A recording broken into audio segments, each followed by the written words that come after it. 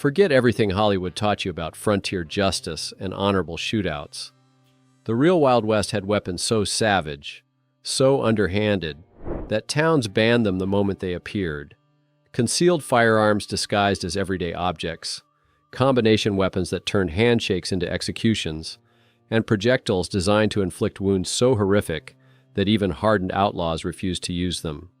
Today, we're counting down 20 weapons so brutal, so absolutely terrifying, that frontier settlements outlawed them on sight, from knife pistols and brass knuckle guns to exploding ammunition and firearms hidden inside belt buckles and jewelry. Number 20. Knife pistol combination weapons. Picture a weapon that looks like an ordinary Bowie knife until you pull the trigger hidden in the handle. The knife pistol combination wasn't just a backup weapon.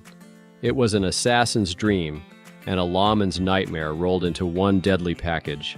Gunsmiths in the 1850s began attaching small caliber pistol barrels beneath knife blades, creating weapons that could stab and shoot in the same motion.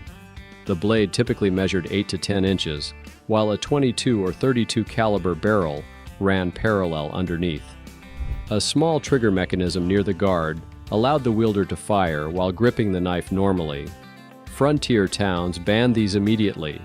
The psychological terror was obvious. Facing an armed opponent was one thing. Facing someone who could stab you and shoot your partner simultaneously was another matter entirely. Gamblers loved them for under-the-table work. Outlaws used them to devastating effect during close-quarters robberies. But these hybrid weapons came with serious flaws. The pistol mechanism made the knife handle bulky and awkward. The single shot meant you'd better not miss. And the blade's balance was ruined by the added barrel weight, making knife work clumsy. Number 19. Apache. Knuckle duster, revolver. Imagine a weapon so compact it disappeared entirely into your palm, yet combined a revolver, a knife, and brass knuckles into one savage close combat tool. The Apache revolver, designed by French gunsmith Louis Dolne in the 1870s, was pure brutality disguised as innovation. This bizarre contraption folded into a tight cylinder no larger than a pocket watch. Unfold it, and you held a pinfire revolver with no barrel, a fold-out dagger blade, and a brass knuckle grip. At point-blank range, the muzzle blast alone could inflict serious injury, while the blade provided backup, and the knuckles turned every punch into a bone-breaking strike. Parisian street gangs called Apaches adopted it immediately, giving the weapon its name.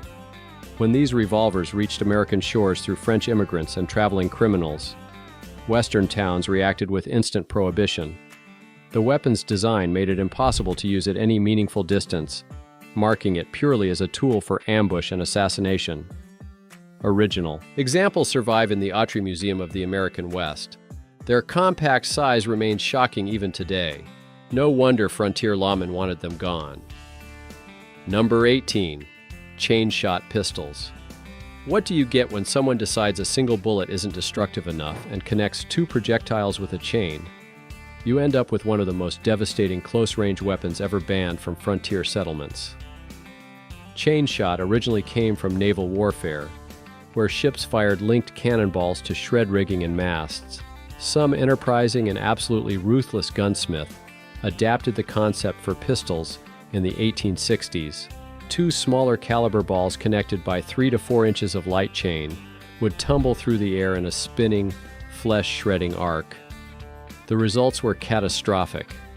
At ranges under 20 feet, chain shot from a modified pistol could inflict wounds that battlefield surgeons simply couldn't treat. The spinning chain didn't just penetrate, it tore and mangled everything in its path, often severing limbs or opening wounds that guaranteed infection and death. Towns outlawed chain-shot ammunition immediately, often confiscating and destroying it on sight. The psychological impact was too severe. Even hardened outlaws blanched at the thought of facing such brutality. Few examples survive today, mostly in military collections documenting weapons too terrible for practical use. Number 17. Market Hunter's Punt Gun Picture. A shotgun so massive it required a wheeled cart to transport and could drop 50 birds with a single blast. The punt gun was originally designed for commercial waterfowl hunting, but when desperate frontiersmen adapted it for land use, it became something far more sinister. These enormous smoothbore weapons measured up to 10 feet long and fired bore diameters exceeding 2 inches. A single load contained over a pound of shot. Market hunters originally mounted them on small boats called punts, firing into massive flocks. But on the frontier, a few desperate defenders during Native American raids or outlaw sieges mounted them on building corners or wagon beds. The devastation was indescribable. At close range, a punt gun's blast pattern could clear an entire street or defend a homestead entrance against multiple attackers simultaneously. The concussive force alone could rupture eardrums 50 yards away. Frontier jurisdictions banned civilian ownership almost immediately. The weapons were simply too powerful, too indiscriminate. Military arsenals confiscated them, and most were eventually scrapped. Original examples in the Cody Firearms Museum remain imposing even when silent. Number 16. Sawed-off shotguns. When someone takes a perfectly legal double-barrel shotgun and hacks off the barrel to just 12 inches or less, they're not creating a hunting weapon. They're crafting an instrument of pure mayhem designed for one purpose: inflicting maximum damage in minimum time at close quarters. The sawed-off shotgun became the signature weapon of frontier outlaws for good reason. Cutting down the barrel eliminated range and precision, but transformed the scatter pattern into a devastating wall of lead. At 15 feet, both barrels could empty a small room. Stagecoach robbers used them to terrifying effect, while saloon brawlers kept them under bars for instant crowd control. Towns across the West banned shortened shotguns starting in the 1870s. The weapons served no legitimate purpose. Hunters needed accuracy and range. Homesteaders defending property wanted precision to avoid hitting livestock. Only criminals and killers wanted guns that turned alleyways into abattoirs. Most surviving examples show crude hacksaw work and file marks where desperate men modified legal firearms into illegal ones. The National Firearms Act of 1934 finally banned them federally, but frontier towns knew their danger decades earlier. Number 15. Pepperbox revolvers. Imagine a revolver where every chamber has its own barrel, creating a cluster of muzzles that look like organ pipes. The pepperbox revolver offered devastating close-range firepower, but its design made it equally dangerous to everyone nearby, including the shooter. These multi-barrel revolvers emerged in the 1830s and 40s, with 4 to 6 barrels rotating around a central axis. Unlike standard revolvers with one barrel and a rotating cylinder, pepperboxes rotated their entire barrel cluster. Each trigger pull fired one barrel and rotated the assembly for the next shot. At point-blank range, pepperboxes were absolutely devastating. Their heavy construction and short barrels made them brutal bludgeons even after emptying. But their reputation for accidental discharge was legendary. A dropped pepperbox could fire all chambers simultaneously, turning a clumsy moment into a massacre. Many frontier towns banned them outright after several incidents, where pepperboxes misfired during arguments, killing bystanders. The weapons were too unpredictable, too prone to catastrophic malfunction. As reliable Colt revolvers became available, pepperboxes faded into obscurity. Surviving examples in museum collections often show damage from multiple chamber detonations. Number 14. Harmonica guns. Picture a weapon that looks like someone attached a harmonica to a rifle barrel. The sliding breech-loading mechanism used a flat, rectangular magazine that moved side to side, and while innovative, it proved so dangerous that most users either died or abandoned them immediately. Gunsmiths experimented with harmonica-action firearms throughout the 1840s and 50s. A flat steel magazine held cartridges in a horizontal row.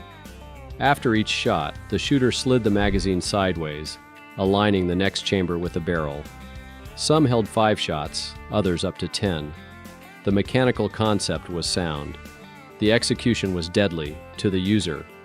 The magazine design left chambers exposed to sparks and heat from each firing. Chain fires, where one shot ignited adjacent chambers, were common and catastrophic. Shooters reported having the entire magazine detonate, essentially creating a bomb beside their face. Frontier settlements banned harmonica guns almost immediately after several disfigurement incidents. The weapons simply couldn't be made safe. Original examples are exceptionally rare, as most were destroyed after maiming their owners. The few surviving specimens in private collections show blast damage from multiple chamber detonations. Number 13. Duck's Foot Pistol. Imagine facing a pistol with 4 barrels splayed outward like a duck's webbed foot, each aimed at a slightly different angle. One trigger pull sent 4 projectiles spreading across a wide arc. The Duck's Foot pistol wasn't designed for accuracy. It was built for crowd control through sheer terror. British naval officers originally carried them to suppress mutinies. Aim into a mob of angry sailors, pull the trigger once, and 4 men dropped. The barrels angled outward at roughly 20 degrees, creating a horizontal spread pattern deadly at close range. When these weapons reached American shores, some lawmen and prison guards adopted them, but frontier towns quickly banned civilian ownership.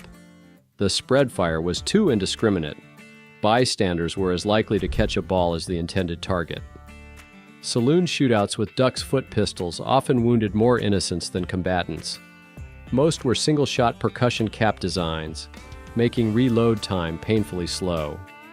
After that first devastating volley, you held an expensive club. Original examples survive in the National Firearms Collection, their splayed barrels looking almost comical until you imagine facing one across a crowded room. Number 12. Volcanic Repeating Pistol. Before Winchester became legendary, there was the Volcanic Repeating Pistol, a weapon so innovative it revolutionized firearms design, yet so underpowered and unreliable that many towns banned it simply because wounded criminals were more dangerous than dead ones. Developed in the 1850s by the Volcanic Repeating Arms Company, this lever-action pistol could hold up to 10 rounds in a tube magazine beneath the barrel.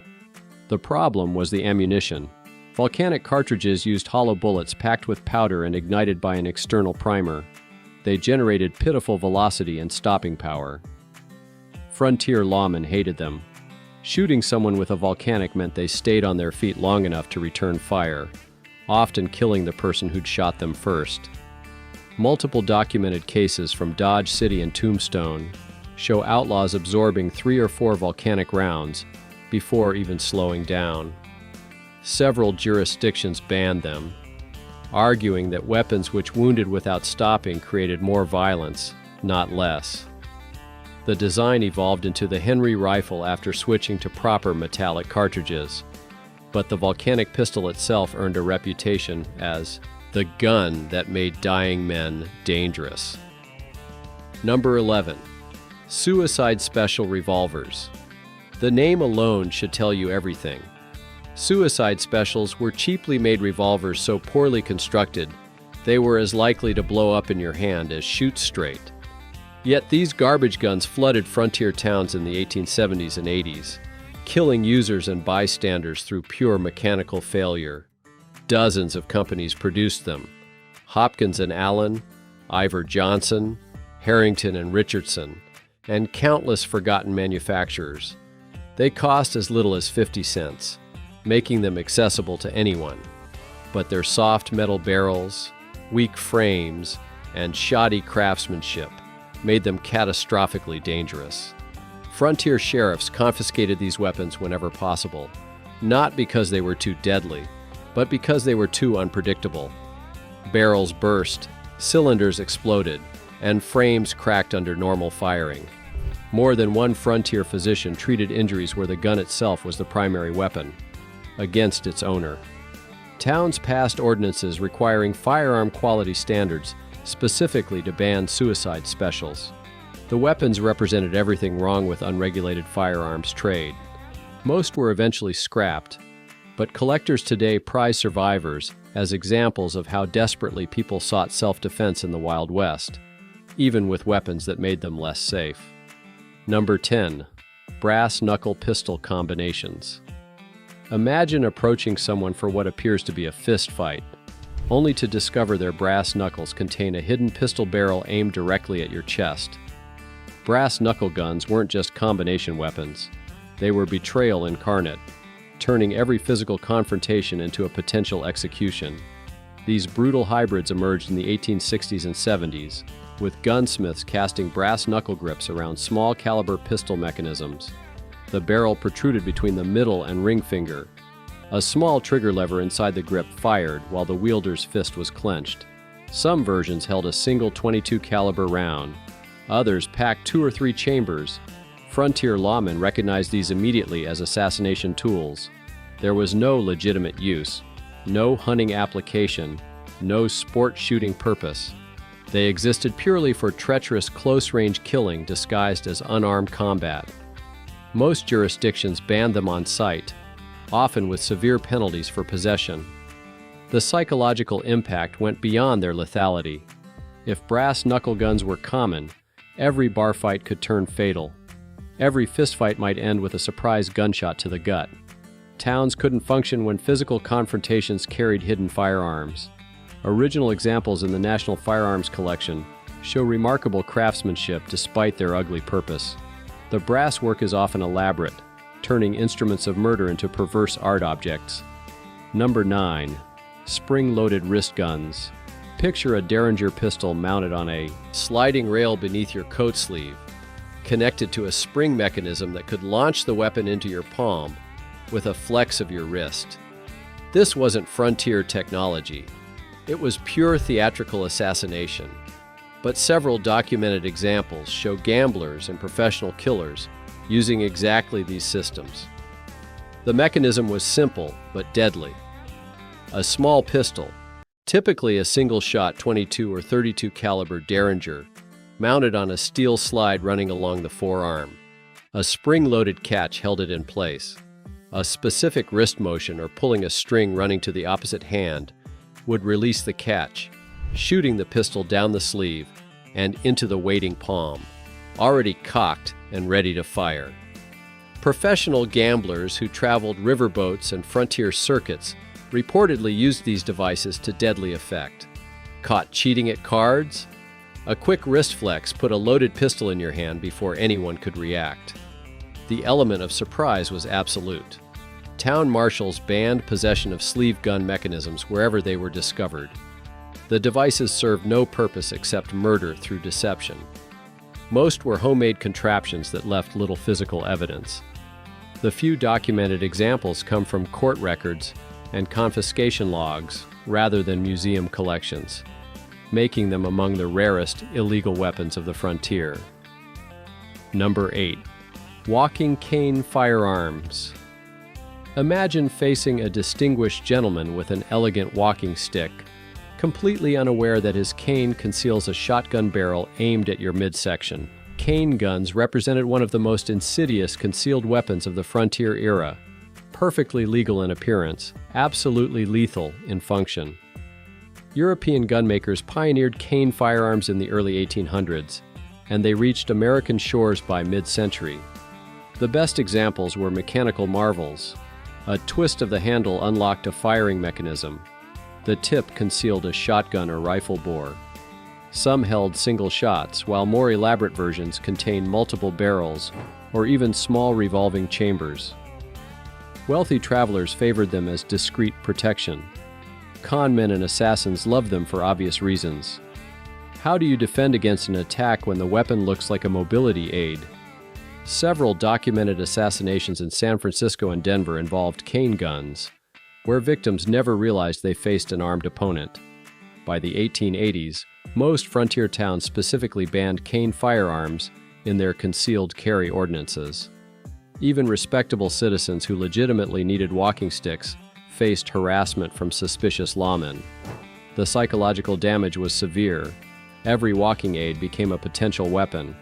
Surviving examples in the Smithsonian and Cody museums reveal extraordinary craftsmanship. These weren't crude improvisations. They were precision instruments designed for murder in plain sight. Number 7. Exploding ammunition. Forget Hollywood's exaggerated bullet explosions. Real exploding ammunition existed on the frontier. and it was so horrific that both international agreements and local ordinances banned it long before the Wild West ended. The concept was brutal in its simplicity. Hollow point bullets were filled with mercury fulminate or other pressure-sensitive explosives. Upon impact, the explosive detonated, turning a survivable wound into a catastrophic injury. Arms and legs weren't just penetrated, they were blown apart. Torso shots created wounds that made death inevitable. Several munitions makers experimented with exploding bullets during the Civil War, but military commanders on both sides agreed to ban them as unnecessarily cruel. That didn't stop civilian availability. By the 1870s, mail-order catalogs advertised explosive bullets as big game rounds or dangerous animal ammunition. Frontier doctors reported wounds unlike anything they'd seen from standard gunshot injuries. Bones were shattered into fragments. Soft tissue was shredded beyond repair. Survivors faced certain amputation, and most died from shock or infection anyway. Towns across the West passed specific ordinances banning explosive ammunition once physicians documented the horrific injuries. Possession carried severe penalties, often including immediate imprisonment. The bullets were simply too savage for any civilized society, even one as violent as the frontier. Original examples are extremely rare, as most were destroyed by law enforcement. Number 6. Belt-buckle derringers. Picture yourself facing an unarmed man with his hands clearly visible and empty. His belt buckle gleams in the lamplight as he approaches. Then he twists the buckle, and a small pistol barrel points directly at your gut. Belt-buckle derringers turned every person into a potential hidden threat. These miniature firearms, designed to fit behind decorative belt buckles, emerged in the 1870s as concealment technology reached new extremes. The buckle itself served as the pistol's frame. A small trigger mechanism hidden on the belt's interior allowed firing without removing the device. Most were single-shot .22 caliber, but some craftsmen created dual-barrel versions. Gamblers and confidence men favored them for obvious reasons. Being searched? They'd check your pockets, your boots, even your hat. Few thought to examine your belt buckle. The weapon stayed hidden until the crucial moment, giving its user complete tactical surprise. Frontier lawmen hated them with a passion. How do you police a town when every citizen might have a gun disguised as clothing? Several jurisdictions banned belt-buckle firearms specifically, while others passed broader concealed weapon laws targeting any firearm disguised as everyday objects. Original examples are exceptionally rare. Most were confiscated and destroyed. The few surviving specimens in private collections command enormous prices, not for their firearm value, but for their diabolical ingenuity. Number 5. Boot pistols and heel guns. Imagine a weapon so well concealed that even a thorough search wouldn't reveal it. Boot pistols took concealment to its logical extreme, hiding firearms inside footwear where no one thought to look. And when sheriffs caught on, outlaws responded with heel guns that transformed walking into weapons readiness. Gunsmiths crafted boot pistols in two main styles. Some created holsters built directly into boot shafts, holding small derringers or pocket revolvers vertically along the calf.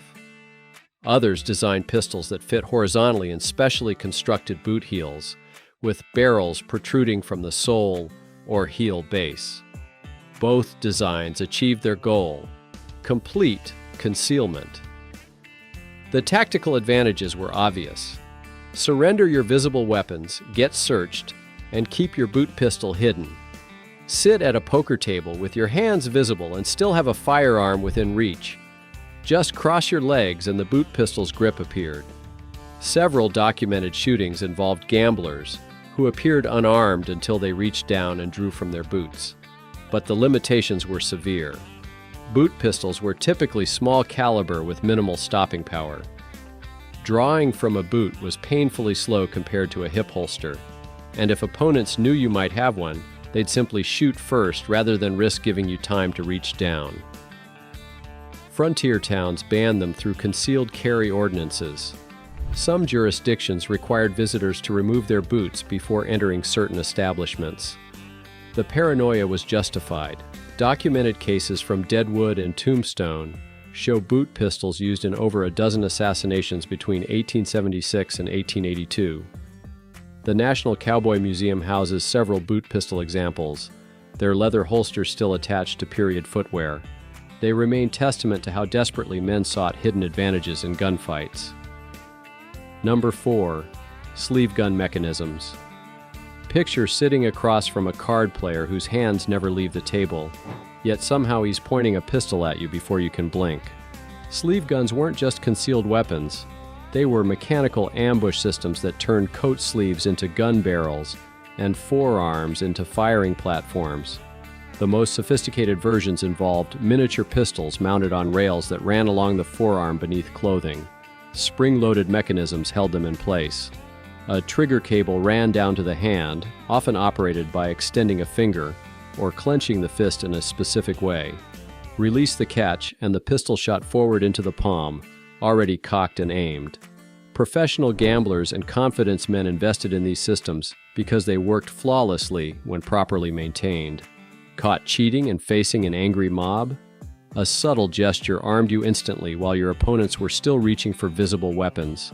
The surprise factor was absolute and terrifying. Showman and gambler John Henry Doc Holliday was rumored to have owned a sleeve gun mechanism, though no definitive proof survives. Several documented cases in San Francisco and Denver involved gamblers producing weapons from thin air in ways witnesses couldn't explain. Likely sleeve gun systems. Frontier jurisdictions banned these mechanisms wherever discovered, often under ordinances targeting mechanical concealment devices. The problem was proving possession. The mechanisms could be removed quickly, and without catching someone in the act, prosecutors struggled to make charges stick. Only a handful of authenticated sleeve gun mechanisms survive in museum collections. Most were destroyed after confiscation. The few remaining examples show remarkable mechanical ingenuity, applied to the darkest possible purpose, giving one man the power to kill others who believed him unarmed. Number 3. Poison projectile weapons. Forget honorable gunfights and frontier justice. Some men took killing to its most cowardly extreme, coating bullets and shot with poisons designed to kill even if the wound itself wouldn't. Poison projectiles represented such an absolute betrayal of any combat code that towns didn't just ban them. They threatened hanging for mere possession. The practice wasn't widespread, but documented cases exist from throughout the frontier period. Some use simple substances, coating bullets with animal feces to guarantee infection and sepsis. Others employed genuine poisons, mercury salts, arsenic solutions, and plant-based toxins like aconite or strychnine could be applied to projectiles. Even a superficial wound became fatal as poison entered the bloodstream.